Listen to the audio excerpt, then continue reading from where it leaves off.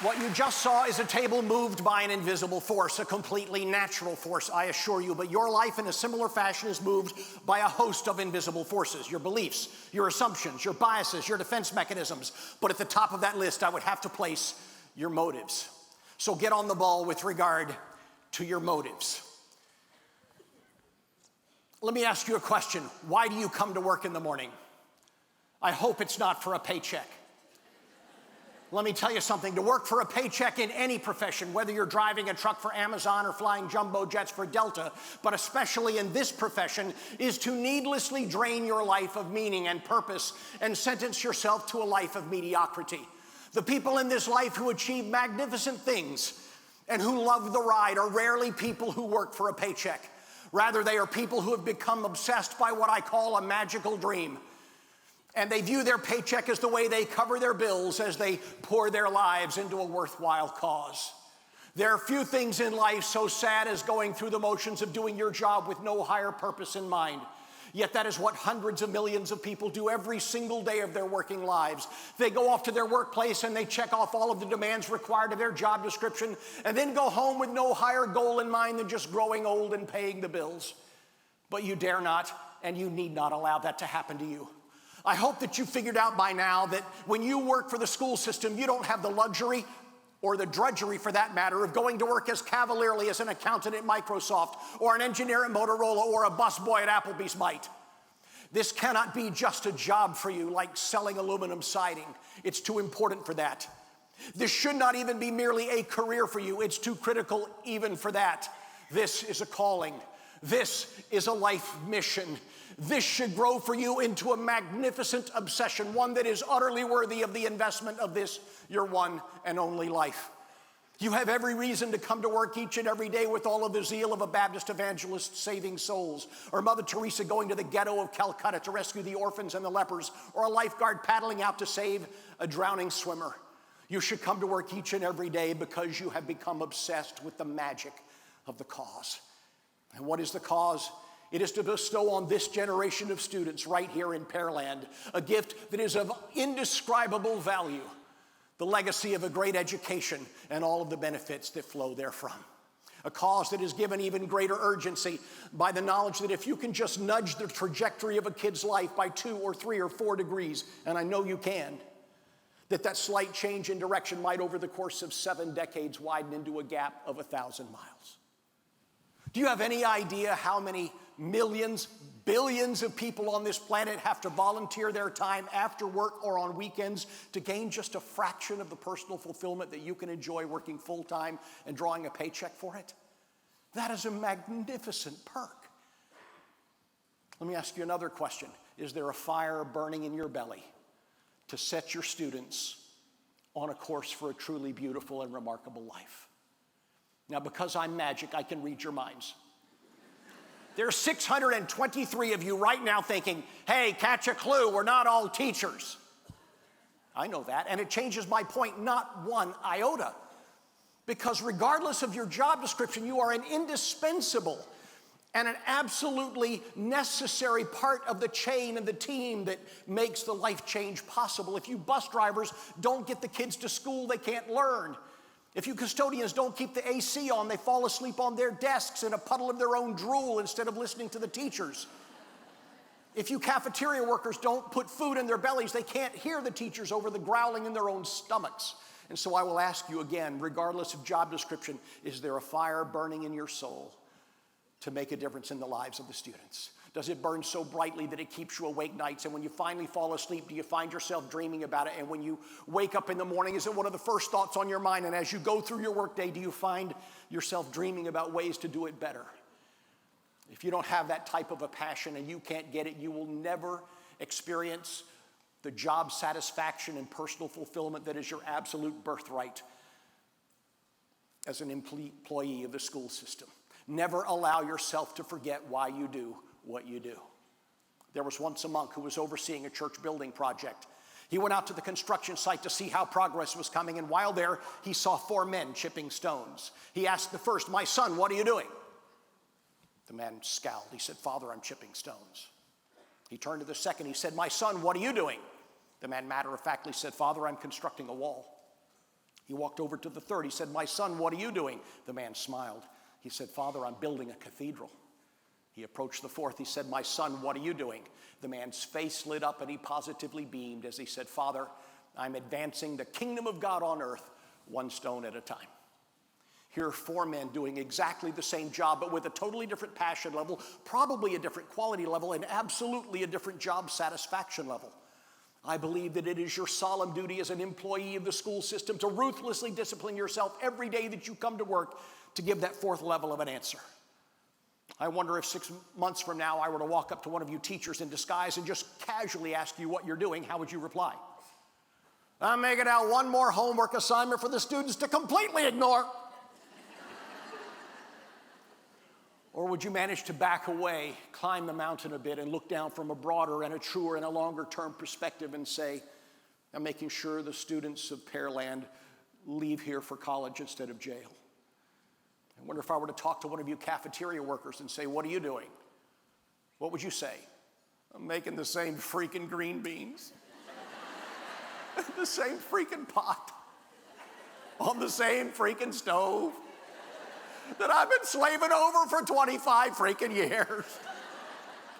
And that's longer than freaking has even been a word. Or would you say, "I'm making sure the students that come through this cafeteria line develop healthy eating habits that will carry them into their 80s or 90s instead of seeing them cut off in their 50s by imminently preventable conditions"? I wonder if you bus drivers, if I asked you what you would do, what you're doing, what would you say? "I'm driving the same rattle-trap bus down the same bumpy roads I've been driving for 10 years.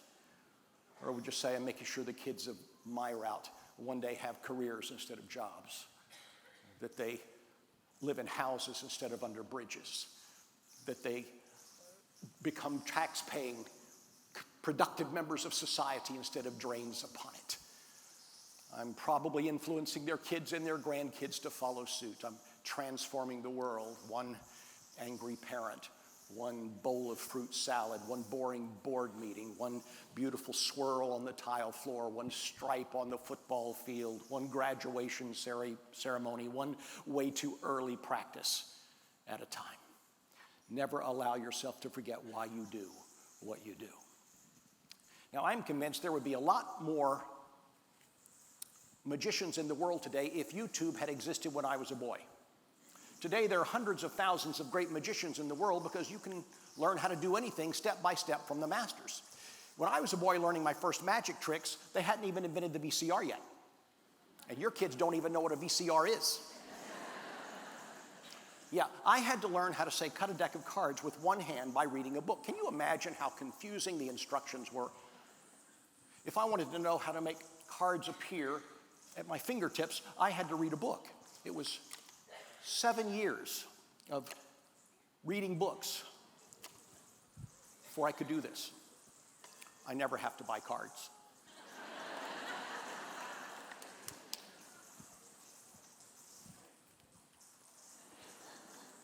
Yeah, I don't think you fully understand just how difficult it was. No.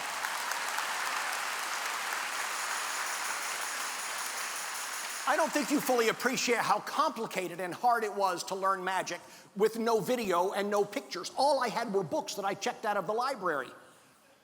So I'll tell you what I'm going to do. I'm going to learn a trick with you right now. We'll all learn it together with no access to video, and you judge for yourself just how confusing or clear the directions might be. I've hooked my iPhone up to the PA. Siri, teach me a magic trick. Sure, Billy. I can teach you how to make a bandana disappear. You'll need a handkerchief, a banana, and a woman's purse. When you have those items handy, push the home button and say, "Ready." By pure coincidence, I just happen to have a basket of bananas and handkerchiefs right here. Proof that I am what they call telepathetic. But I do need to borrow a woman's purse. Ooh, that's way too big. Anybody got? Those are way too small. You got anything? Oh boy, what have we got here? That would work. Is that a purse? Good. Okay. Can I borrow it? Where are you from? Okay, everybody pass your wallets and jewelry this way. Trust me, I'm a magician. Oh, it's a briefcase. Okay, fair enough. Great. Okay. Banana, handkerchief, woman's purse. Ready. Great, Billy. Lay the purse on a table while holding the handkerchief in your right hand. Okay, that's pretty clear so The far. bandana should be in your left hand. Put the handkerchief in your right pocket, leaving the bandana in your left hand. Now fold the bandana in half. Go ahead. Fold it in half. Now, fold it in half again.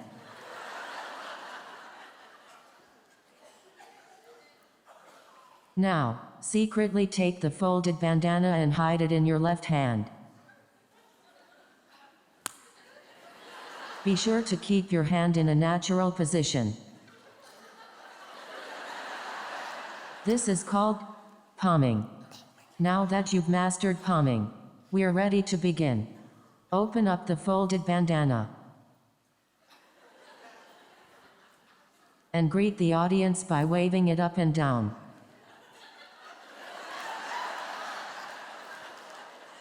This is called misdirection. While people are distracted by the waving bandana, you'll be able to secretly do the trick with your other hand. Got it. But first, to prove it's a real bandana, let a member of the audience wipe his face with it. Or, you can let someone blow his nose in it. Now take the handkerchief out of your pocket and wave it up and down as you did before. Before? I don't remember that. While you're doing this, fold up the bandana and put it in the purse. Don't stop waving the bandana. This is how you misdirect the audience. Now, close the purse firmly. If you've done this properly, the audience really believes you placed the handkerchief in the purse. Is that what they think? Good. What the audience doesn't know is that you misdirected them. You never put anything in the purse at all. That's right. You've kept the bandana hidden in your left hand all along. Remember palming? Be sure to keep your hand in a natural position. It's finally time to use that banana. Pick up the banana from the table, secretly dropping the handkerchief behind the table as you do. Wave the banana over the purse like a magic wand. Bananas are funny and this will make the audience laugh. Be sure to make a magical gesture with your hand. Now, fling the purse open and wait for your well-deserved response.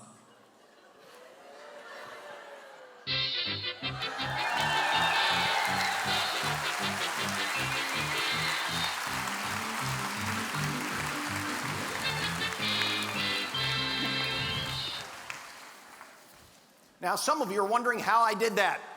All of you are wondering why I did that.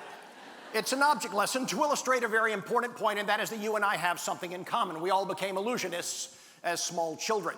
In fact, psychologists tell us that the faulty perceptions of the world that we all drag with us through adult life to cripple our creativity, paralyze our potential, limit our sales, impede our progress, drain our lives of joy, were usually formed in our minds by about the age of 6. When I was about 6 years old, one day I innocently left several unwrapped Hershey Kisses on the dashboard of my mother's car on a hot summer day. We came back an hour or two later to find they had melted all down the dashboard and into the carpet. I have a question for you. What was it about my mother's car that made the chocolate melt? What made it melt? Who said heat? Wrong answer. We have some nice party gifts for you. It's a lifetime supply of Lee press-on nails. Tell us about them, Johnny. No, it's actually my book, Megatudes, on the 12 most important attitudes you can carry in your head. It'll change your life. They're all yours because you were wrong. I'll be happy to sign that in the lobby afterwards if you like. It's not the heat. I'm going to prove it to you. Let's suppose that instead of heating some lumps of chocolate to 140 degrees for 1 hour, we instead took some lumps of clay, put them in a kiln, and heated them to 2,000 degrees for 12 hours. What would happen to them? They would harden. Don't ever allow yourself to believe that it is the heat applied to you by your superintendent or by your principal or by your coworkers or by the students or their parents or the school board or government regulations or by your workload that causes you to melt. Heat cannot do that. The only thing heat can do is reveal the stuff of which you are made. And that's great news. Do you know why? Because unlike the lumps of chocolate and the lumps of clay, you and I as human beings have the high privilege and the incontrovertible right of choosing the stuff of which we are made. We do that every single day of our lives by exercising our right as human beings to choose our attitude. So get on the ball with regard to your attitude.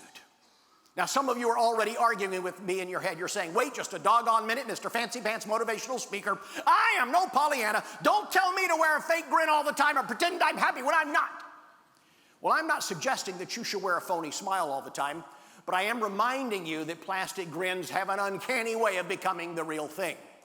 There was an interesting study run in 2009 at the University of Cardiff in Wales. Subjects who had been given Botox injections that made it impossible for them to frown all reported feeling much happier.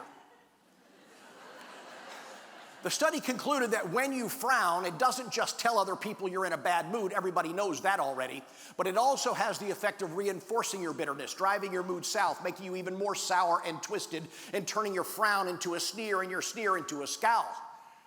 Conversely, they concluded that when you smile, it doesn't just tell other people you're happy, that goes without saying, but it also has the effect of elevating your mood, which makes the smile more genuine, which makes you even happier, which makes the smile more authentic, which makes you happier still in a continuous feedback loop. I'm not advising anybody to wear a fake smile all the time. I'm suggesting that you couldn't if you tried. Because if you will discipline yourself when you get out of the car in the morning to walk into the school building or the office building, to put on a fake grin, if that's what you have to do some days, well, by 9 or 10 in the morning, it'll be the real deal. And you'll be happier. You'll be a better teammate. And you will create the better environment necessary in which learning can grow best. Sometime when you have something sanitary like a straw right out of the wrapper, try this experiment. This is just a pencil. Put it in your mouth as far back as you possibly can.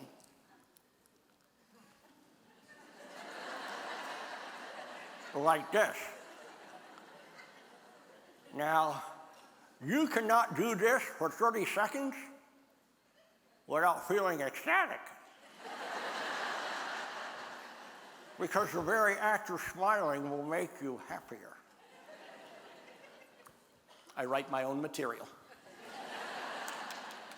I should not have to remind you of the dire straits from which some of your students come.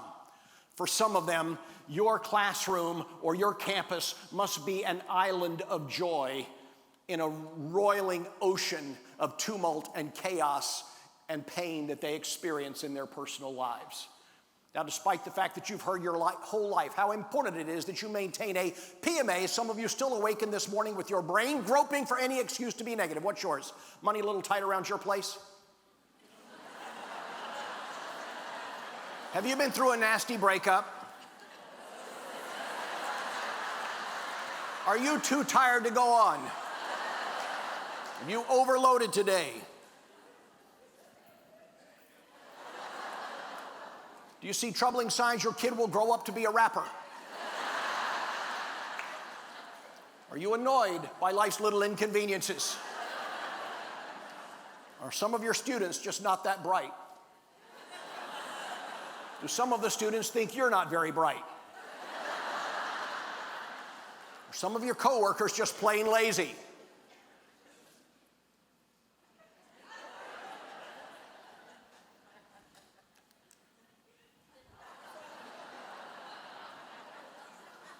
Do other people not treat you with respect?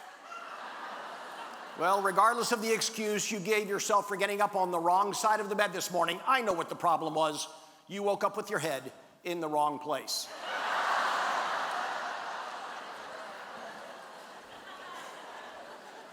If you're going to build Pearland proud, you have to get up with your head in the right place and keep it there.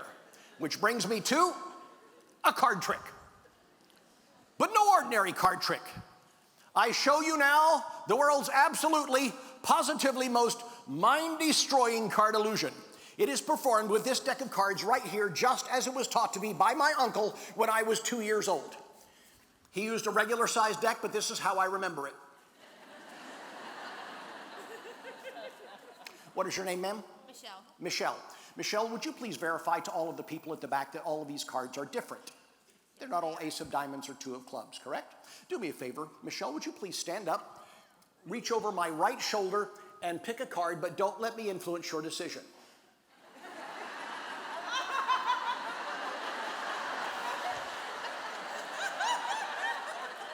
I think she's on to me. I'm kidding. Point your index finger at the sky, Michelle. I want you to now flip your wrist down so the finger's pointing at the floor. There you go. And bring the tip of that finger down on one card and one card only and leave it there. Now, was that a free selection, Michelle? You're not going to later tell people I tricked you into touching that card, are you? Right. Okay, you got it? I'm going to cut it to the top. No funny business. Was that totally fair? Totally fair. Okay, you can still change it. That's good. Okay, great. I want you to pull that card. Okay, now notice if she'd gone one more, she would have gotten this one. Two more this. Don't come up to me later and say, oh, they were all jacks of diamonds. Okay? Now, what I want you to do is to show that card to everyone in the room except for me. Show it to this man here so I can see the reflection in his glasses.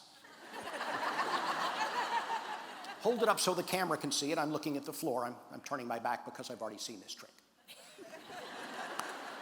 Have you memorized the card, Michelle? Yes. Put it right there. Your card was the king of spades. But that would have been cool. My New Year's resolution was to do that trick 52 times. One day, no, that's okay. You see, I'm an Eagle Scout. I'm always prepared. Michelle, I'm going to try to read your mind. There. I have just written my prediction. Michelle, was your card the 9 of clubs? I predicted she would say no.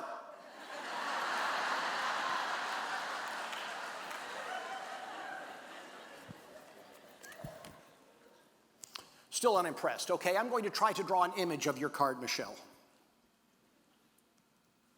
Does this resemble the edge of your card, Michelle? Spooky.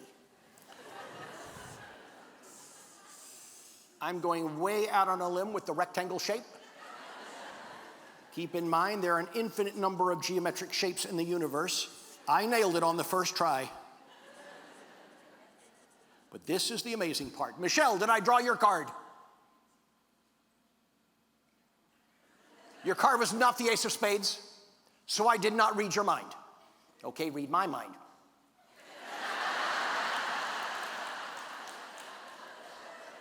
Guess I told her.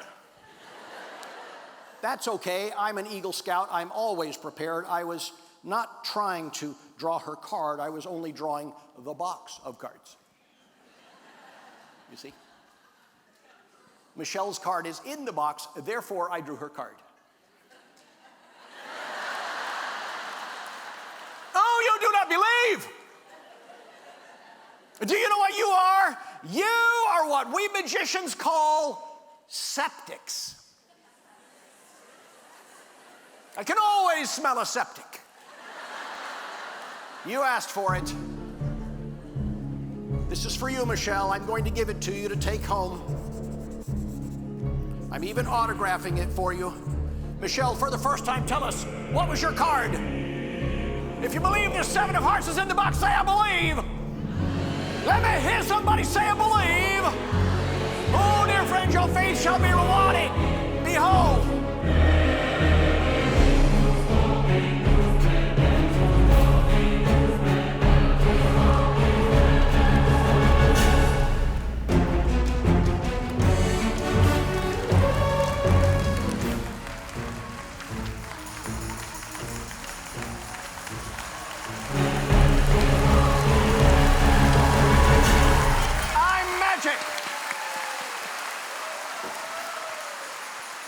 I frequently do tricks that make it look like I can read minds. I can't, but I'll tell you who can read your mind. The students can read your mind. They know what you think about them. I don't care how hard you try to hide it behind plastic smiles and insincere compliments and overly generous grades. They know what you think about them, and it is the uniquely human tendency for them to go out and try to live up to or down to your expectations. So get on the ball with regard to your expectations. There was a fascinating study run in San Francisco, California in 1964. A Harvard psychologist named Dr. Robert Rosenthal decided to try an experiment in the power of expectations. He selected one elementary school in San Francisco because of a prior relationship with the principal there. On day one of classes in the autumn of 1963, he gave every student at that school a standard IQ test, tabulated the results, and lied to the teachers. He told the teachers he had actually administered the Harvard test of inflected acquisition, a completely bogus name for a test that didn't even exist, but which he assured the teachers had been designed at Harvard for the purpose of predicting which students were on the cusp of pulling it together and having an educational growth spurt. He then randomly selected the names of 20% of the students, sprinkled throughout all of the classes, and gave them back to the teachers and said, according to our test results, we think these students will blossom this year. And I don't even have to finish the story, do I? You know what happened. At the end of the school year, he came back and gave every student in that school the same IQ test they had taken 9 months earlier, so that there would be an absolutely perfect and uncontestable baseline against which to measure. Listen carefully. Among the 80% of students whose names were not picked as ready to blossom, their IQ score did exactly what it was supposed to do, little or no change. But among the 20% of students whose names had simply been drawn out of a hat, their IQ score had risen by an average of 13 points. A few students in the first and second grade saw their IQ score shoot up 30 points in one academic year. Now, folks, IQ is never supposed to change. It's supposed to remain static from the cradle into old age. What happened? Well, you know what happened. Something in that teacher's eyes communicated, I believe in you. Every time the teacher came down to little Michelle to ask a question, she'd wait 3 or 4 or 5 seconds longer, as if to say, I know you can do this. And those kids came out of their seats with motivation as never before in their lives, because one teacher believed in them. Now, it's important to note that Dr. Rosenthal did not conclude that the students' IQs rose. I hope we all realize a 30-point IQ swing is not in the cards. It's pretty much hardwired into the central nervous system at conception. He only concluded that their scores rose. So how did he account for that radical change? I think there's only one possible solution. Those students severely underperformed on their first test. Why? I don't know. They didn't believe in themselves. They didn't care. They didn't see the point. But after 9 months of looking into the eyes of a teacher that genuinely believed in them, they went out at the end of that same school year and lived up to their full potential. And isn't that why we're in this room? Isn't that why we're in this job? Is to see the lights come on in a kid's eyes, one whose life was going nowhere, one who was underperforming, underachieving, and then all of a sudden seeing them blossom and live up to their full potential. The salient issue for us is, how did the teachers create that difference, either consciously or unconsciously?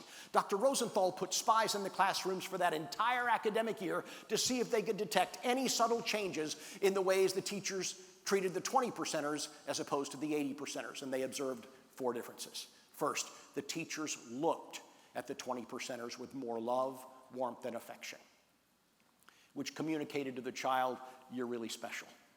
And like magic, those children began to think of themselves as special. Secondly, she called on them more often, gave them more opportunities to participate in class, which told the child, I think you might be one of my best students. And abracadabra, they were.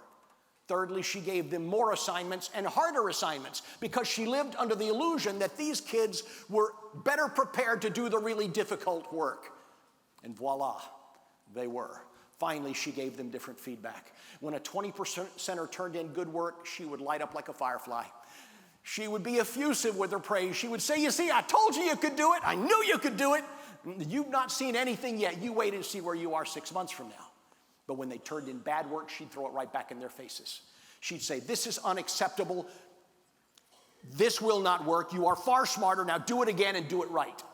And hocus pocus, they did. But when an 80%er turned in bad work, she wouldn't say anything. as if to shrug up her shoulders and say, well, the Harvard test of inflected acquisition proved that you weren't ready to blossom anyway. And they weren't ready to blossom, and so they didn't. Do not think of yourselves as teachers, as administrators, as educators, as classified staff. Think of yourselves collectively as the keepers of a magnificent greenhouse in which you grow the most beautiful specimens of human being. Get on the ball with regard to your motives, your attitude, your expectations. One final story. The world's worst golfer went out on the first day of spring and teed up the first golf ball of the season. He sliced that ball way, and I mean way off into the woods on the right side of the fairway. Now, he was not about to accept a penalty stroke on the first swing of the year, so he decided he would find that ball no matter how long it took him. It was indeed 90 minutes before he finally located his ball way out in the woods, perched atop the tallest anthill he had ever seen in his life. It was about 9 feet tall. But he decided he would play the ball right where it lay, so he trudged to the top of the anthill, murdering 120,000 ants along the way. He aimed, swung, missed the ball completely, took a huge divot out of the mound, and killed another 37,000 ants with that one swing. Undaunted, he aimed again, swung, missed the ball completely, and killed another 33,000 ants. 27 swings later, this guy has still not touched the ball, but has created the worst ant massacre in ant history. Millions of ants lie dead or dying at his feet. You can even hear their relatives cry way down in the mound. Finally, in the midst of the massacre, 2 ants crawled up out of the mound. They watched this idiot taking swing after swing, murdering all of their friends and relatives. And finally, one ant turned to the other and said, you know, if we don't get on the ball, we're going to die.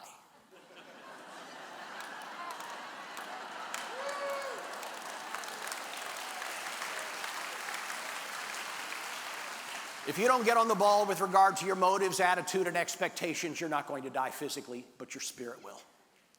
The light in your eyes will dwindle, flicker, and go out altogether. You will find yourself dragging your lifeless carcass to school every morning, and just going through the motions like a zombie. You'll return home at the end of every school day like the Walking Dead. You'll flop down on the sofa and watch 3 hours of television as though in a coma. And then you will crawl into bed, drift off to sleep, and dream about a life that truly knows meaning and purpose and fulfillment and joy. But then you will awaken the next morning, reset the clock, and just do it to yourself all over again. You will experience your career in education as a dead-end job, instead of what it can be, what it will be, if only you'll get on the ball. A never-ending, ever-expanding adventure in building Pearland proud. Thank you so much. God bless.